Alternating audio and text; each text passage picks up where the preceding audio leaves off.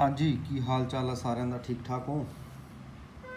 ਕਰਦੇ ਹਾਂ ਅੱਜ ਦਾ ਲੈਕਚਰ ਸ਼ੁਰੂ। ਪਿਛਲੇ ਲੈਕਚਰ ਦੇ ਵਿੱਚ ਆਪਾਂ ਕੀਤਾ ਸੀਗਾ ਲੈਂਥੇਨਾਈਡ ਤੇ ਐਕਟੇਨਾਈਡ ਜਿਹੜਾ ਐਫ ਬਲੌਕ ਐਲੀਮੈਂਟ ਸ਼ੁਰੂ ਕੀਤੇ ਸੀ। ਲੈਂਥੇਨਾਈਡ ਦੇ ਬਾਰੇ ਦੱਸਿਆ ਸੀ ਥੋੜਾ ਜਿਹਾ, ਆਇਓਨਾਈਜੇਸ਼ਨ, ਇੰਥੈਲਪੀ, ਕਲਰ, ਮੈਗਨੈਟਿਕ ਪ੍ਰੋਪਰਟੀ, ਇਹ ਕੁਛ ਕੀਤਾ ਸੀ। ਨੈਕਸਟ ਵਨ ਮੈਂ ਹੁਣ ਇਹਦੀਆਂ ਰਿਐਕਸ਼ਨਸ ਬਾਰੇ ਦੱਸਦਾ ਹਾਂ, ਕੈਮੀਕਲੀ ਕਿੱਦਾਂ ਰਿਐਕਟ ਕਰਦੇ ਆ। ਹੁਣ ਆਪਾਂ ਨੂੰ ਇੱਕ ਗੱਲ ਦਾ ਪਤਾ, ਤੁਹਾਨੂੰ ਮੈਂ ਲਿਖਾ ਚੁੱਕਿਆ ਕਿ ਲੈਂਥੇਨਾਈਡ ਦੀ ਜਿਹੜੀ ਮੋਸਟ ਕਾਮਨ ਆਕਸੀਡੇਸ਼ਨ ਸਟੇਟ ਹੈ ਲੈਂਥੇਨਾਈਡ ਸੀਰੀਜ਼ ਦੀ, ਇਹਦਾ ਫਸਟ ਐਲੀਮੈਂਟ ਲੈਂਥੇਨੀਅਮ ਹੈ। ਐਲਨ ਦੇ ਨਾਲ ਆਪਾਂ ਰਿਪਰੈਜ਼ੈਂਟ ਕਰਦੇ ਹਾਂ। ਤਾਂ ਜਨਰਲ ਮੈਂ ਸਾਰਿਆਂ ਦੀਆਂ ਰਿਐਕਸ਼ਨ ਦੱਸ ਦਿੰਦਾ ਲੈਂਥੇਨਾਈਡ ਸੀਰੀਜ਼ ਦੀਆਂ। ਤਾਂ +3 ਜਦੋਂ ਕਾਮਨ ਆਕਸੀਡੇਸ਼ਨ ਸਟੇਟ ਹੈ ਤਾਂ ਇਹ 3 ਨੂੰ ਮੇਨ ਧਿਆਨ 'ਚ ਰੱਖ ਕੇ ਹੀ ਸਾਰੀਆਂ ਰਿਐਕਸ਼ਨ ਸ਼ੋਅ ਕਰੂਗਾ। ਜਿਵੇਂ ਕਿ ਮੈਂ ਫਸਟ ਰਿਐਕਸ਼ਨ ਲੈਟ ਆਕਸੀਜਨ ਦੇ ਨਾਲ ਕਰਵਾ ਦਿੰਦਾ। ਆਕਸੀਜਨ ਨਾਲ ਕਰਵਾਊਂਗਾ, ਲੈਂਥੇਨਾਈਡ ਦਾ ਕੋਈ ਵੀ ਐਲੀਮੈਂਟ ਲੈ ਲਓ, ਐਲਨ ਲੈ ਕੇ ਚੱਲ ਪਿਆ, ਆਕਸੀਜਨ ਦੇ ਨਾਲ LnO ਬਣ ਜਾਊਗਾ, ਆਕਸਾਈਡ ਬਣ ਗਿਆ। ਆਕਸੀਜਨ ਦਾ 2 ਇੱਥੇ, ਇਹਦਾ 3 ਇੱਥੇ। ਮੈਂ ਨਾਈਟ੍ਰੋਜਨ ਨਾਲ ਰਿਐਕਟ ਕਰਾਉਣਾ, ਨਾਈਟ੍ਰੋਜਨ ਵੀ 3 ਹੁੰਦਾ, ਇਹ ਵੀ 3 ਹੁੰਦਾ, ਤਾਂ ਸਿੰਗਲ ਨੂੰ ਸਿੰਗਲ ਆ ਗਏ। ਹੈਲੋਜਨ ਦੇ ਨਾਲ ਰਿਐਕਟ ਕਰਵਾਉਣਾ, ਹੈਲੋਜਨ ਦੇ ਕੇਸ ਦੇ ਵਿੱਚ LnX3, 3 ਹੈਲੋਜਨ ਜਿਹੜੇ ਹੈਗੇ ਮਤਲਬ +3 ਆਕਸੀਡੇਸ਼ਨ ਸਟੇਟ ਇਹ ਸ਼ੋਅ ਕਰ ਦਊਗਾ। ਜਦੋਂ ਵੀ ਲੈਂਥੇਨਾਈਡ ਸੀਰੀਜ਼ ਦਾ ਕੋਈ ਵੀ ਐਲੀਮੈਂਟ ਐਸਿਡ ਦੇ ਨਾਲ ਰਿਐਕਟ ਕਰਦਾ ਹੈ, ਜਨਰਲ ਰਿਐਕਸ਼ਨ ਲਿਖਾ ਰਹੇ, ਐਸਿਡ ਦੇ ਨਾਲ ਰਿਐਕਟ ਕਰਦਾ ਤਾਂ ਹਾਈਡਰੋਜਨ ਗੈਸ ਦੀ ਪ੍ਰੋਡਕਸ਼ਨ ਕਰਦੇ ਨੇ। ਉਸ ਤੋਂ ਬਾਅਦ ਜਦੋਂ ਵੀ ਇਹਨਾਂ ਨੂੰ ਵਾਟਰ ਦੇ ਵਿੱਚ ਪਾਇਆ ਜਾਂਦਾ ਹੈ, ਵਾਟਰ ਦੇ ਵਿੱਚ ਪਾ ਕੇ ਥੋੜ੍ਹਾ ਬਹੁਤ ਹੀਟ ਕਰਦੇ ਆ ਜਾਂ ਹੌਟ ਵਾਟਰ ਪਾ ਦਿੰਦੇ ਹਾਂ ਆਪਾਂ, ਤਾਂ ਕਰਸਪੋਂਡਿੰਗ ਜਿਹੜੇ ਅਲਕਲੀ ਬਣਾ ਦਿੰਦੇ ਨੇ ਜਾਂ ਹਾਈਡਰੋਕਸਾਈਡ ਬਣਾ ਦਿੰਦੇ ਨੇ, LnOH ਥਰਾਈਸ, OH ਬਣਦਾ। 3 ਲੱਗਦੇ ਆ ਉਹ ਵੀ, ਕਿਉਂਕਿ ਇਹਨਾਂ ਦੀ ਮੋਸਟ ਕਾਮਨ ਆਕਸੀਡੇਸ਼ਨ ਸਟੇਟ 3 ਹੈ, ਮੈਂ ਤੁਹਾਨੂੰ ਜਿਵੇਂ ਪਿਛਲੀ ਕਲਾਸ 'ਚ ਦੱਸਿਆ ਸੀ। ਪਲੱਸ ਹਾਈਡਰੋਜਨ ਗੈਸ ਇਹਦੇ ਵਿੱਚ ਵੀ ਰਿਲੀਜ਼ ਹੁੰਦੀ ਹੈ ਜੀ। ਇਹ ਇਹਨਾਂ ਦੀਆਂ ਜਨਰਲ ਰਿਐਕਸ਼ਨ ਨੇ ਲੈਂਥੇਨਾਈਡ ਸੀਰੀਜ਼ ਦੀਆਂ। ਉਸ ਤੋਂ ਬਾਅਦ ਜੇ ਆਪਾਂ ਨੈਕਸਟ ਟੌਪਿਕ ਬਣਾਓ, ਹੈਡਿੰਗ ਬਣਾ ਕੇ ਚਾਹੇ ਸਟਾਰ ਪੁਆਇੰਟ ਬਣਾ ਕੇ ਲਿਖ ਲਓ, ਇਹਨਾਂ ਦੀ ਸੋਲੂਬਿਲਿਟੀ ਦੀ ਗੱਲ ਕਰਦੇ ਹਾਂ, ਕੰਪਾਊਂਡ ਦੀ ਸੋਲੂਬਿਲਿਟੀ। ਤਾਂ ਲੈਂਥੇਨਾਈਡ ਦੇ ਜਿਹੜੇ ਕੰਪਾਊਂਡ ਹੁੰਦੇ ਨੇ ਉਹਨਾਂ 'ਚੋਂ ਹੈਲਾਈਡਸ ਦੀ ਗੱਲ ਕਰਦਾ। ਹੈਲਾਈਡ ਸਿਰਫ ਫਲੋਰਾਈਡ, ਓਨਲੀ ਫਲੋਰੀਨ ਵਾਲਾ, ਫਲੋਰਾਈਡ ਹੋ ਗਏ, ਆਕਸਾਈਡ ਹੋ ਗਏ, ਹਾਈਡਰੋਕਸਾਈਡ ਹੋ ਗਏ, ਕਾਰਬੋਨੇਟ ਹੋ ਗਏ, ਇਹ ਜਿਹੜੇ ਇਹਨਾਂ ਦੇ ਇਨਸੋਲੂਬਲ ਹੁੰਦੇ ਨੇ, ਇਨਸੋਲੂਬਲ ਹੁੰਦੇ ਨੇ ਇਹ ਵਾਟਰ ਦੇ ਵਿੱਚ। ਬਟ ਅਦਰ ਹੈਲਾਈਡ ਦੀ ਜਦੋਂ ਗੱਲ ਕਰੋਗੇ, ਨਾਈਟ੍ਰੇਟ ਦੀ ਗੱਲ ਕਰੋਗੇ ਜਾਂ ਤੁਸੀਂ ਐਸੀਟੇਟ ਦੀ ਗੱਲ ਕਰੋਗੇ, ਇਹ ਸੋਲੂਬਲ ਹੁੰਦੇ ਨੇ ਇਨ ਵਾਟਰ ਦੇ ਵਿੱਚ। ਇਹ ਗੱਲ ਜ਼ਰੂਰ ਯਾਦ ਰੱਖਿਓ।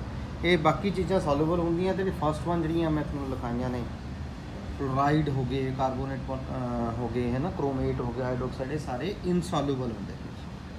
ਉਸ ਤੋਂ ਬਾਅਦ 7 ਸਟਾਰ ਬਣਾ ਲਓ। ਟੂ ਮੱਚ ਇੰਪੋਰਟੈਂਟ ਕੁਐਸਚਨ ਹੈ, ਕਨਸੈਪਚੁਅਲ ਕੁਐਸਚਨ ਬਣ ਜਾਂਦਾ ਇਹ, ਐਗਜ਼ਾਮ 'ਚ ਆਉਣਾ ਹੀ ਆਉਣਾ, ਇਹਨੂੰ ਧਿਆਨ ਨਾਲ ਸਮਝ ਲਿਓ, ਬੜਾ ਇੰਪੋਰਟੈਂਟ ਹੈ। ਪਹਿਲਾਂ ਜਨਰਲ ਦੱਸਦਾ, ਉਸ ਤੋਂ ਬਾਅਦ ਲਿਖਾਊਂ। ਹੈਡਿੰਗ ਦੇ ਲਓ, basic character of hydroxides, basic character of hydroxides. ਔਰ ਇਹਨੂੰ ਫਸਟ ਨੰਬਰ ਦੇ ਦਿਓ, ਸੈਕੰਡ ਨੰਬਰ ਔਰ ਪਾ ਕੇ ਸੈਕੰਡ ਨੰਬਰ ਕੁਐਸਚਨ ਬਣਦਾ ਜਿਹੜਾ ਕਨਸੈਪਚੁਅਲ ਬਣਦਾ, out of LnOH thrice, LnOH thrice, lanthanide ਦਾ ਫਸਟ ਐਲੀਮੈਂਟ। ਚਲਦੇ ਜਾਂਦੇ ਆ ਸਾਰੇ ਐਲੀਮੈਂਟ, ਲਾਸਟ ਦੇ ਵਿੱਚ LuOH ਥਰਾਈਸ। ਸਾਰੀ ਸੀਰੀਜ਼ ਦੇ ਐਲੀਮੈਂਟ ਨੇ LnOH ਥਰਾਈਸ ਤੇ LuOH ਥਰਾਈਸ। ਆਊਟ ਆਫ ਜਿਹੜੇ both, which one more basic and why, ਇਹ ਕੁਐਸਚਨ ਆਇਆ, which one more basic and why. ਦੁਬਾਰਾ ਫੇਰ ਕਹਿਣਾ, ਐਲਨ ਜਿਹੜਾ ਫਸਟ ਐਲੀਮੈਂਟ ਹੈ ਲੈਂਥੇਨਾਈਡ ਸੀਰੀਜ਼ ਦਾ, ਚਲਦੇ ਚਲਦੇ 10 ਐਲੀਮੈਂਟ ਨੇ, ਲਾਸਟ ਵਨ Lu ਹੈ, Lu, ਠੀਕ ਹੈ। ਤਾਂ ਇਹਦੇ 'ਚ ਮੈਂ ਜਨਰਲ ਦੱਸਦਾ ਹੈ, ਲੈਫਟ ਟੂ ਰਾਈਟ ਜਦੋਂ ਜਾਂਦੇ ਆ ਤਾਂ ਸਾਈਜ਼ ਜਿਹੜਾ ਹੈਗਾ ਡਿਕਰੀਜ਼ ਹੁੰਦਾ ਹੈ। Ln ਦੇ ਨਾਲੋਂ Lu ਦਾ ਸਾਈਜ਼ ਛੋਟਾ ਹੁੰਦਾ ਹੈ, ਵਾਈਲ OH ਦਾ ਸਾਈਜ਼ ਕਾਂਸਟੈਂਟ ਰਹੂਗਾ, ਉਹ ਚੇਂਜ ਨਹੀਂ ਹੁੰਦਾ। ਛੋਟਾ ਜਿਹਾ ਸਾਈਜ਼ ਹੁੰਦਾ OH ਦਾ ਅਤੇ ਉਹ ਓਨਾ ਹੀ ਰਹਿੰਦਾ ਸਟਾਰਟਿੰਗ ਜਿੰਨਾ ਹੈਗਾ, ਬਟ ਸੈਂਟਰਲ ਐਲੀਮੈਂਟ ਦਾ ਸਾਈਜ਼ ਜਿਹੜਾ ਹੈਗਾ ਉਹ ਡਿਕਰੀਜ਼ ਹੁੰਦਾ। ਸੈਂਟਰਲ ਐਲੀਮੈਂਟ ਦਾ ਸਾਈਜ਼ ਡਿਕਰੀਜ਼ ਹੁੰਦਾ ਤਾਂ ਇਹਨਾਂ ਦੀ bond strength left to right move ਕਰਦੇ ਆ ਹਾਈਡਰੋਕਸਾਈਡ ਦੇ ਨਾਲ, ਸਟਰੋਂਗ ਹੁੰਦੀ ਜਾਂਦੀ ਹੈ। ਸਟਰੋਂਗ ਹੁੰਦੀ ਜਾਂਦੀ ਹੈ ਤਾਂ OH ਦੇ ਨਾਲ ਜਿਹੜਾ ਹੈਗਾ ਬੌਂਡ ਸਟਰੋਂਗ ਹੋ ਗਿਆ ਤਾਂ ਉਹ ਲਿਬਰੇਟ ਹੋਣੋਂ ਹਟ ਜਾਂਦਾ। ਜਦੋਂ OH ਰਿਲੀਜ਼ ਹੀ ਨਹੀਂ ਹੋਇਆ ਤਾਂ ਬੇਸਿਕ ਕਰੈਕਟਰ ਘਟ ਗਿਆ। ਤਾਂ ਆਪਾਂ ਇਹ ਕੀ ਕਵਾਂਗੇ, ਆਪਾਂ LN ਨਹੀਂ LA ਲੈਂਥੇਨਾਈਡ ਹੈ ਨਾ, LA out of LaOH thrice and LuOH LnOH thrice ਤੇ LuOH thrice, sorry which one more basic and by LN ਹੀ ਹੈ। ਉਹ ਲੈਂਥੇਨਾਈਡ ਕਹਿੰਦੇ ਆ ਇਹਨੂੰ, LA ਲਿਖ ਦਿੰਦੇ ਆਪਾਂ। ਹਾਂਜੀ, ਲੈਂਥੇਨਾਈਡ ਦੇ ਕੇਸ 'ਚ LN ਪਾ ਦਾਂਗੇ, ਠੀਕ ਹੈ। ਫਸਟ ਐਲੀਮੈਂਟ LA ਹੈ, ਲਾਸਟ ਐਲੀਮੈਂਟ ਜਿਹੜਾ LU ਹੈ। LA ਤੇ LU ਕਾਮਨ ਨੇਮ, ਇਹਨੂੰ LN ਲੈਂਥੇਨਾਈਡ ਕਹਿੰਦੇ ਨੇ। ਇੱਥੇ LN ਲੈ ਕੇ ਚੱਲਿਆ ਮੈਂ, ਇਹ ਜਿਹੜੇ LA ਤੇ LU। ਹਾਂਜੀ, ਹੁਣ ਇਹਦੇ ਵਿੱਚ ਸਾਈਜ਼ ਦੇ ਵੇਰੀ ਹੋਣ ਦੇ ਨਾਲ ਬੌਂਡ ਸਟਰੈਂਥ ਚੇਂਜ ਹੁੰਦੀ ਹੈ, ਜਿਹਦੀ ਵਜ੍ਹਾ ਦੇ ਨਾਲ liberation of OH decrease. Hop ਕਿ ਤੁਹਾਨੂੰ ਸਮਝ ਆ ਗਿਆ ਹੋਊਗਾ। ਇਹਨੂੰ ਆਪਾਂ ਲਿਖਾਂਗੇ ਕਿਵੇਂ, ਬੜਾ ਇੰਪੋਰਟੈਂਟ ਹੈ। LaOH thrice is more basic than LuOH thrice। Reason ਇਹਦੇ 'ਚ ਕੀ ਲਿਖੋਗੇ, when we move from left to right, bracket 'ਚ ਲਿਖ ਦਿਓ from LA to LU, due to lengthenide contraction। Next topic ਆਉਂਦਾ, ਉੱਥੇ ਦੱਸੂਗਾ ਤੁਹਾਨੂੰ ਕੀ ਹੁੰਦੀ ਹੈ। due to lengthenide contraction with increase in atomic number, atomic size regularly decreases, so size of central element decreases while the size of OH ion remain constant। so bond strength between LuOH thrice more strong than LaOH thrice, ठीक है। Size decrease हो गया तो bond strength decrease, that's why difficult to release OH from LU as compared to LA। so easy to liberate OH negative, more will be the basic strength, that's why LaOH thrice is more basic than the strongest base than LuOH thrice। ਇਹ point ਤੁਸੀਂ ਲਿਖਣਾ, ਕਾਫੀ important ਹੈ। Next one 7 star ਬਣਾ ਲਓ, ਲੈਂਥੇਨਾਈਡ contraction ਬਾਰੇ ਦੱਸਦਾ। ਇਹ ਵੀ ਬੜਾ ਇੰਪੋਰਟੈਂਟ ਕੁਐਸਚਨ। ਲਿਖੋ ਜੀ 7 ਸਟਾਰ ਬਣਾ ਕੇ, what is lanthanide contraction and discuss its causes ਜਾਂ ਰੀਜ਼ਨ। ਇਹ ਕੁਐਸਚਨ ਬਣ ਜਾਂਦਾ, ਡਾਇਰੈਕਟ ਹੀ ਮੈਂ ਤੁਹਾਨੂੰ ਲਿਖਾ ਦਿੰਦਾ। ਤਾਂ ਇਹਦੇ ਵਿੱਚ ਕੀ ਲਿਖੋਗੇ, ਲੈਂਥੇਨਾਈਡ ਕੰਟਰੈਕਸ਼ਨ ਤੇ ਇਹਦੇ ਰੀਜ਼ਨ ਦੇ ਵਿੱਚ ਤੁਸੀਂ ਕੀ ਲਿਖ ਕੇ ਆਉਣਾ, the regular decrease in atomic and ionic size. The regularly ਜਾਂ steady decrease in atomic and ionic radii when we move from left to right in lengthenide series with increase in atomic number ਜਿਹੜਾ ਹੈਗਾ, decrease in regularly decrease in atomic and ionic size when we move from left to right in lengthenide series is with increase in atomic number is known as lengthenide contraction। atomic number ਵਧਣ ਦੇ ਨਾਲ ਜਦੋਂ ਅਸੀਂ left to right move ਕਰਦੇ ਹਾਂ lengthenide series ਦੇ ਵਿੱਚ regularly ਜਿਹੜਾ size decrease ਹੁੰਦਾ ਉਹਨੂੰ lengthenide contraction ਕਹਿੰਦੇ ਨੇ, ਕਿਉਂਕਿ ਫਸਟ ਐਲੀਮੈਂਟ lengthenide ਹੈ ਤਾਂ lengthenide contraction। ਹਾਂਜੀ, ਲੈਂਥੇਨੀਅਮ। ਤੇ ਇਹਦੀ ਕੌਜ਼ਸ ਦੀ ਗੱਲ ਕਰਦੇ ਇਹਨੂੰ ਸਮਝੋ। ਪਹਿਲਾਂ ਆਪਾਂ ਨੂੰ ਜਨਰਲ ਆਊਟਰ ਇਲੈਕਟ੍ਰੋਨਿਕ ਕਨਫੀਗਰੇਸ਼ਨ ਪਤਾ ਹੈ ਕਿ NS2 ਲਾਸਟ ਤੇ ਆਉਂਦਾ, N-1D ਉਸ ਤੋਂ ਪਹਿਲਾਂ ਆਉਂਦਾ, N-2F ਉਸ ਤੋਂ ਵੀ ਪਹਿਲਾਂ ਆਉਂਦਾ। ਇਹਨਾਂ ਦੀ ਜਿਹੜੀ ਜਨਰਲ ਇਲੈਕਟ੍ਰੋਨਿਕ ਕਨਫੀਗਰੇਸ਼ਨ ਹੈ, N-1F ਯੂਜ਼ ਹੁੰਦਾ, N-2F ਯੂਜ਼ ਹੁੰਦਾ, N-1 ਜਿਹੜਾ ਹੈਗਾ ਉਹ D ਯੂਜ਼ ਹੁੰਦਾ ਤੇ NS2 ਯੂਜ਼ ਹੁੰਦਾ। ਜਿਹੜਾ S ਦਾ ਯੂਜ਼ ਹੁੰਦਾ D ਉਸ ਤੋਂ 1 ਘੱਟ ਹੁੰਦਾ, F ਉਸ ਤੋਂ 2 ਘੱਟ ਹੁੰਦਾ।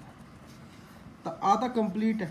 ਇਲੈਕਟ੍ਰੋਨਸ ਕੰਟੀਨਿਊਸਲੀ ਐਡਡ ਕਿਹਦੇ 'ਚ ਹੋ ਰਹੇ ਨੇ, F ਦੇ ਵਿੱਚ ਹੁੰਦੇ ਨੇ, ਕਿਉਂਕਿ ਇਹਦੇ ਵਿੱਚ ਵੀ 1 to 2 ਹੀ ਚੱਲਦਾ ਹੈ, 0 to 2 ਕਿਸੇ ਬੁੱਕ ਦੇ ਵਿੱਚ ਲਿਖਿਆ ਹੁੰਦਾ। ਕਹਿੰਦਾ ਭਾਵੇਂ ਇਹਦੇ ਕੌਂਸਟੈਂਟ ਹੀ ਰਹਿੰਦੇ ਨੇ ਇਲੈਕਟ੍ਰੋਨ, ਜਿਹੜੇ ਵੇਰੀ ਹੁੰਦੇ ਨੇ ਉਹ F ਦੇ ਵਿੱਚ ਹੁੰਦੇ। ਤਾਂ with increase in atomic number electrons continuously added in inner F orbital while the outer electronic configuration remain constant। ਉਹ ਲਗਭਗ ਸੇਮ ਰਹਿੰਦੀ ਹੈ।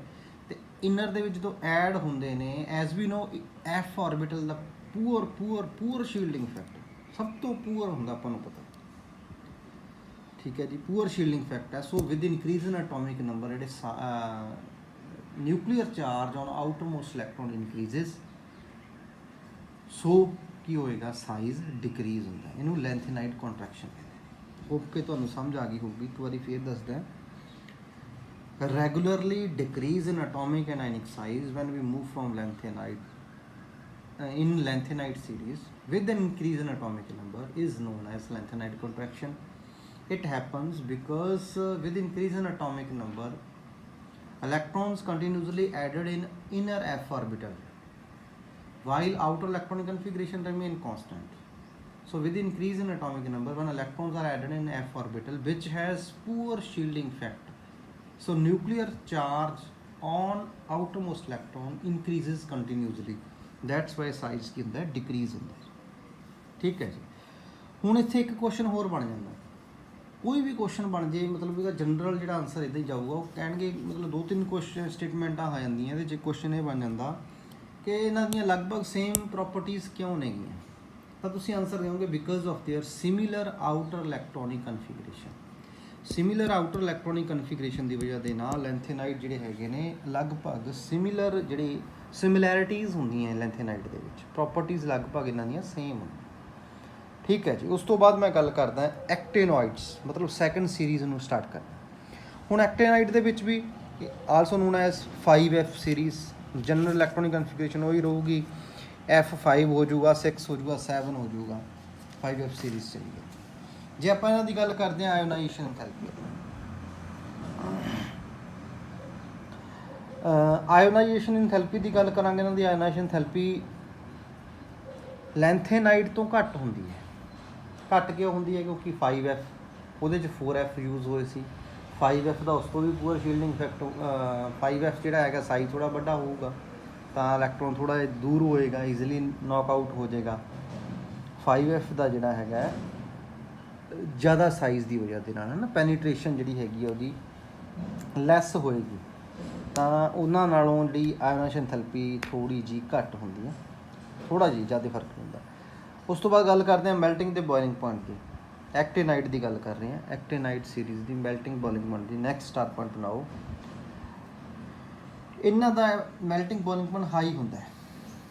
ਮੈਲਟਿੰਗ ਅਤੇ ਬੋਇਲਿੰਗ ਪੁਆਇੰਟ ਹਾਈ ਹੁੰਦਾ, ਬਟ ਰੈਗੂਲਰ ਟ੍ਰੈਂਡ ਨਹੀਂ ਹੈਗਾ। Depend upon number of unpaired electron. More the unpaired electron more will be the bond strength, more will be the melting ਅਤੇ boiling point. ਉਸ ਤੋਂ ਬਾਅਦ ਮੈਂ ਗੱਲ ਕਰਦਾ ਡੈਂਸਿਟੀ ਦੀ। ਡੈਂਸਿਟੀ ਫਸਟਲੀ ਇਨਕਰੀਜ਼ ਕਰਦੀ ਹੈ, ਉਸ ਤੋਂ ਬਾਅਦ ਡਿਕਰੀਜ਼ ਕਰਦੀ ਹੈ।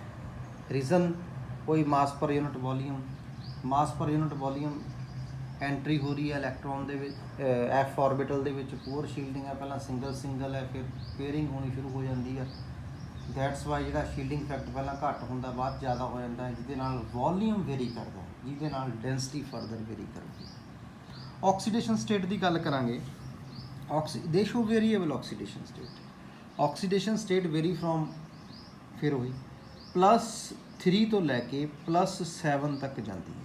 ਇਹਨਾਂ ਦੀ ਵੀ no doubt common oxidation state ਜਿਹੜੀ ਹੈਗੀ ਹੈ, ਕੁਛ ਕਿ ਇਹਨਾਂ ਦੇ +2 ਵੀ ਸ਼ੋ ਕਰਦੇ ਨੇ, ਕਿਉਂਕਿ ਆਫਟਰ ਰਿਲੀਜ਼ ਆਫ ਇਲੈਕਟ੍ਰੋਨ ਜਦੋਂ ਇਹ ਸਟੇਬਲ ਕਨਫੀਗਰੇਸ਼ਨ ਆ ਜਾਂਦੀ ਹੈ ਤਾਂ ਉਹਨੇ ਇਲੈਕਟ੍ਰੋਨ ਰਿਮੂਵ ਕਰ ਦਿੰਦੇ ਨੇ। ਇਹ ਅਗਰ 2 ਇਲੈਕਟ੍ਰੋਨ ਰਿਮੂਵ ਕਰਕੇ ਹਾਫ ਫਿਲਡ ਜਾਂ ਕੰਪਲੀਟਲੀ ਫਿਲਡ ਬਣਦੇ ਨੇ ਤਾਂ ਇਹ ਪ੍ਰੈਫਰ ਕਰਦੇ ਨੇ ਕਿ 2 ਇਲੈਕਟ੍ਰੋਨ ਰਿਮੂਵ ਕਰ ਦੇਣ। ਇਹਨਾਂ ਦੀ ਆਇਨਿਕ ਫਾਰਮ ਦੇ ਵਿੱਚ 3 ਹੋ ਕੇ ਹੁੰਦਾ ਤਾਂ 3 ਕਰਦੇ ਆ, ਮਤਲਬ 2 ਹੀ ਲਾ ਲਓ ਤੁਸੀਂ, 2 ਤੋਂ ਸ਼ੁਰੂ ਹੋ ਕੇ +7 ਤੱਕ ਵੇਰੀਏਬਲ ਆਕਸੀਡੇਸ਼ਨ ਸਟੇਟ ਸ਼ੋ ਕਰਦੇ ਨੇ ਇਹ। ਤੇ ਮੋਸਟ ਕਾਮਨ ਇਹਨਾਂ ਦੀ ਵੀ +3 ਆਕਸੀਡੇਸ਼ਨ ਸਟੇਟ ਹੈ। ਨੈਕਸਟ 7 ਸਟਾਰ, ਉਹੀ ਫੇਰ ਆ ਗਿਆ ਲੈਂਥੇਨਾਈਡ ਕੰਟਰੈਕਸ਼ਨ ਕੀਤਾ ਸੀ, ਹੁਣ ਆ ਗਿਆ ਐਕਟੇਨੋਇਡ ਕੰਟਰੈਕਸ਼ਨ, ਕਿਉਂਕਿ ਇਹਨਾਂ ਦਾ ਪਹਿਲਾ ਐਲੀਮੈਂਟ AC ਹੈ, ਐਕਟੇਨੋਇਡ ਹੈ। ਸੇਮ ਕੁਐਸਚਨ, ਸੇਮ ਜਸਟੀਫਿਕੇਸ਼ਨ, ਜਿੱਥੇ ਪਹਿਲਾਂ ਲੈਂਥੇਨਾਈਡ ਲਿਖਿਆ ਸੀ ਉੱਥੇ ਹੁਣ ਐਕਟੇਨਾਈਡ ਲਿਖ ਦੋਗੇ, ਹੋਰ ਕੋਈ ਫਰਕ ਨਹੀਂ। ਸੀਰੀਜ਼ ਉੱਥੇ 4F ਸੀ, ਇੱਥੇ 5F ਸੀਰੀਜ਼ ਲਿਖ ਦੋਗੇ। ਕੁਐਸਚਨ ਕੀ ਬਣਦਾ ਹੈ? Discuss actinoid contraction and its causes. Important ਹੈ, ਦੋਨਾਂ 'ਚ ਇੱਕ ਜ਼ਰੂਰ ਆਊਗਾ, ਚਾਹੇ ਲੈਂਥੇਨਾਈਡ ਆਏ ਚਾਹੇ ਐਕਟੇਨਾਈਡ ਆਏ। ਤਾਂ ਇਹਦੀ ਜਸਟੀਫਿਕੇਸ਼ਨ ਤੁਸੀਂ ਕੀ ਲਿਖੋਗੇ? ਉਹੀ regularly decrease in atomic and ionic radii when we move from left to right in actinide series with increase in atomic number is known as lanthanide or actinide contraction. Reason ਦੇ ਵਿੱਚ ਫਿਰ ਉਹੀ because of their similar outer electronic configuration when atomic number increases, electrons continuously added in inner 5f series.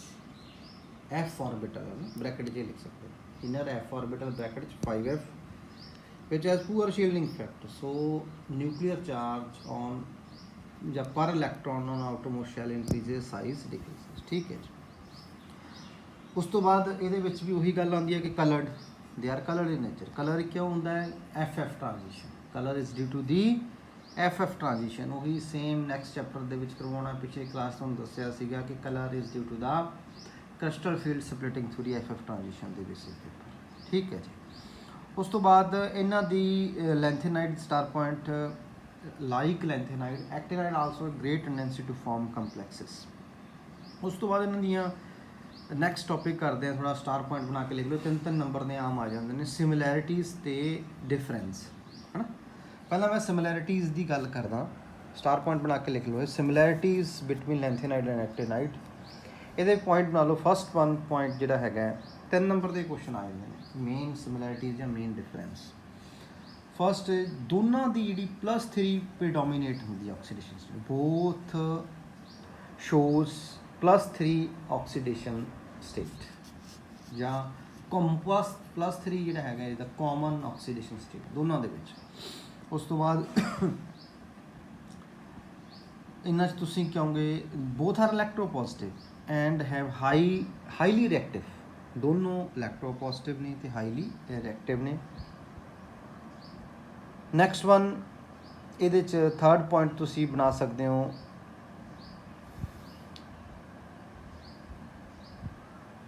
Next point ਬਣਾ ਸਕਦੇ ਹੋ like lanthanide contraction there is an actinide contraction, ਦੋਨਾਂ ਦੇ ਵਿੱਚ ਕੰਟਰੈਕਸ਼ਨ ਹੁੰਦੀ ਹੈ ਵਿਦ ਇਨ ਬ੍ਰੈਕਟ 'ਚ ਲਿਖ ਲਓ, with increase in atomic number. ਠੀਕ ਹੈ, due to poor shielding effect of 4f and 5f series. ਇਹ ਵੀ ਇੱਕ ਪੁਆਇੰਟ ਬਣਦਾ ਸਿਮਿਲੈਰਿਟੀਜ਼ ਨੇ। 3 ਸਿਮਿਲੈਰਿਟੀਜ਼ ਹੋ ਗਈ। ਇੱਕ ਸਿਮਿਲੈਰਿਟੀ ਹੋਰ ਇਹਨਾਂ ਦੀ ਲਿਖ ਲਓ, ਇਹਨਾਂ ਦੇ ਵਿੱਚ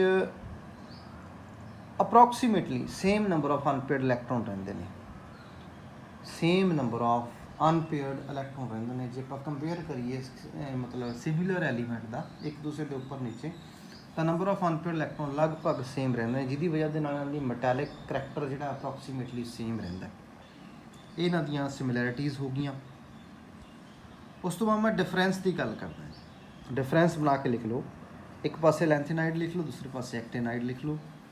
ਡਿਫਰੈਂਸਿਸ ਦੇ ਵਿੱਚ ਵੀ ਇਹ 3 ਨੰਬਰ ਦਾ ਇਹਨਾਂ 3-4 ਪੁਆਇੰਟ ਇਹਦੇ ਕਰਾਉਣਾ। ਫਸਟ ਵਨ ਜਿਹੜੀ ਹੈਗੀ ਹੈ ਇਹਦੇ 'ਚ ਤੁਸੀਂ ਲਿਖੋਗੇ ਬੇਸਿਕ ਕਰੈਕਟਰ। ਲੈਂਥੇਨਾਈਡ ਜਿਹੜੇ ਕੰਪਾਊਂਡ ਨੇ ਉਹ ਲੈਸ ਬੇਸਿਕ ਹੁੰਦੇ ਨੇ, ਵਾਈਲ ਐਕਟੀਨਾਈਡਸ ਦੇ ਜਿਹੜੇ ਕੰਪਾਊਂਡ ਬਣਦੇ ਨੇ ਉਹ ਜ਼ਿਆਦਾ ਬੇਸਿਕ ਹੁੰਦੇ ਨੇ, ਮੋਰ ਬੇਸਿਕ ਹੁੰਦੇ ਨੇ। ਲੈਂਥੇਨਾਈਡ ਦੇ ਕੇਸ ਦੇ ਵਿੱਚ ਜਿਹੜੇ ਮੋਸਟ ਆਫ ਦੇਅਰ ਜਿਹੜੇ ਆਇਨਸ ਹੁੰਦੇ ਨੇ ਜਾਂ ਸੋਲਿਊਸ਼ਨ ਦੇ ਵਿੱਚ ਆਇਨ ਬਣਦੇ ਨੇ ਉਹ ਕਲਰਡ ਲੈਸ ਹੁੰਦੇ ਨੇ, ਕਲਰਲੈਸ ਹੁੰਦੇ ਨੇ। ਵਾਈਲ ਐਕਟੀਨਾਈਡ ਦੇ ਜਿਹੜੇ ਸੋਲਿਊਸ਼ਨ 'ਚ ਆਇਨ ਬਣਦੇ ਨੇ ਉਹ ਜਨਰਲੀ ਕਲਰਡ ਹੁੰਦੇ ਨੇ।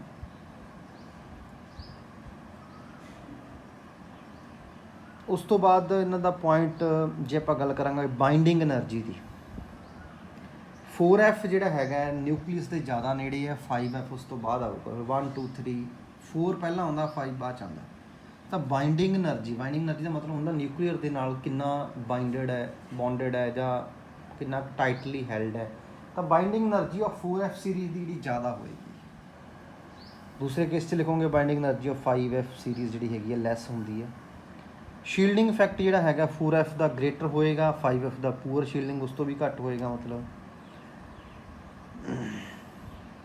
ਇਹਨਾਂ ਦੇ ਜਿਹੜੇ ਹੈਗੇ ਨੇ ਬੇਸਿਕ ਇਹ ਜਿਹੜੇ ਪੁਆਇੰਟ ਨੇ ਇੰਨੇ ਕੀ ਬਹੁਤ ਨੇ, 3-4 ਪੁਆਇੰਟ ਆਈ ਥਿੰਕ ਹੋ ਗਏ ਹੋਣਗੇ। ਇਹਨਾਂ ਦੇ ਡਿਫਰੈਂਸ ਤੁਸੀਂ ਇਹ ਲਿਖ ਸਕਦੇ ਹੋ। ਸਿਮਿਲੈਰਿਟੀ ਅਤੇ ਡਿਫਰੈਂਸ ਹੋ ਗਏ ਲੈਂਥੇਨਾਈਡ ਅਤੇ ਐਕਟੀਨਾਈਡ ਦੇ, ਹੈ ਨਾ। ਉਸ ਤੋਂ ਬਾਅਦ ਇਹਦੇ 'ਚ ਤੁਸੀਂ ਜਿਹੜੇ ਇੰਪੋਰਟੈਂਟ ਕੁਐਸਚਨ ਨੇ ਮੈਂ ਤੁਹਾਨੂੰ ਉਹ ਵੀ ਤੁਹਾਨੂੰ ਦੱਸ ਦਿੰਦਾ।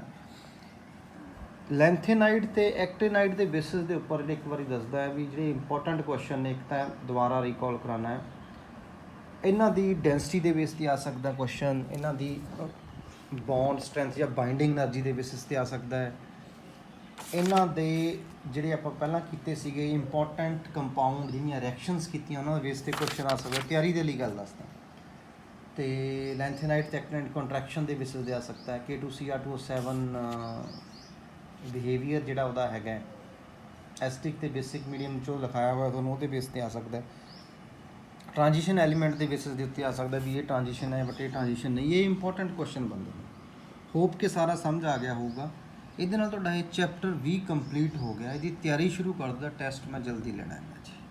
ਤਿਆਰੀ ਦੇ ਲਈ ਜੋ ਹੁਣ ਟੌਪਿਕ ਬੋਲੇ ਨੇ ਇਹ ਵਾਲੇ ਇਹੀ ਮੋਰ ਦੈਨ ਸਫੀਸ਼ੀਐਂਟ ਨੇ। ਤੇ ਕੁਛ ਕੁ ਜਿਹੜੇ ਕੁਐਸਚਨ ਬਣਨਗੇ ਤੁਹਾਨੂੰ ਆਪਣੇ ਆਪ ਹੀ ਤੁਸੀਂ ਦੇਖੋਗੇ ਕਨਸੈਪਚੁਅਲ ਦੇ ਵਿੱਚ ਇੰਪੋਰਟੈਂਟ ਕੁਐਸਚਨ ਜਿਹੜੇ ਹੋਣਗੇ ਉਹ ਜਿਹੜੇ ਹੈਗੇ ਨੇ ਜੋ ਮੈਂ ਬੋਲੇ ਨੇ ਉਸ ਕੈਟਾਗਰੀ ਦੇ ਕੁਐਸਚਨ ਜਿਹੜੇ ਡਿਸਕਸ ਕਰਾਂਗੇ ਆਪਾਂ। ਤਿਆਰੀ ਦੇ ਲਈ ਥੋੜ੍ਹਾ ਹਿੰਟ ਦਿੱਤਾ।